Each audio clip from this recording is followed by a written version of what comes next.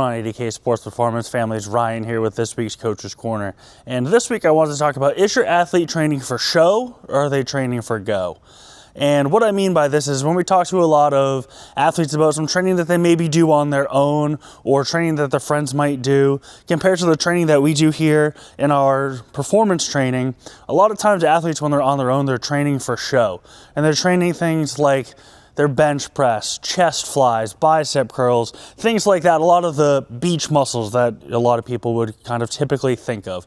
But when we're looking at performance training and training for athletic performance, we really want to be training more of the go muscles, which are typically not our show muscles. We're looking for our go muscles. We're looking at our ankles, our calf complex, things like that, as well as our hamstrings, our back, and then also looking at more so movements as opposed to muscles. So a lot of times when you talk to a high schooler or a college-age athlete, or even some of our adults, they have their chest day and their shoulder day and their leg day.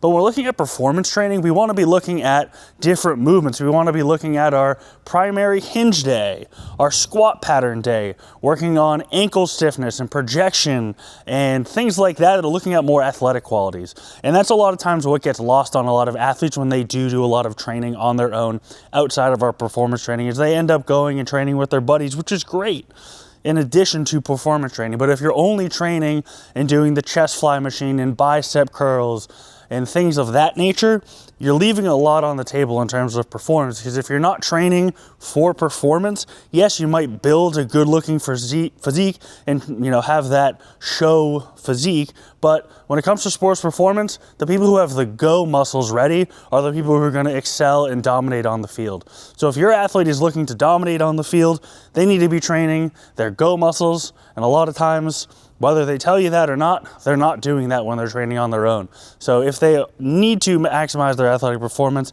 have them reach out and we'll help them train those go muscles so that way they can show up on the field. We'll see you in next week's Coach's Corner.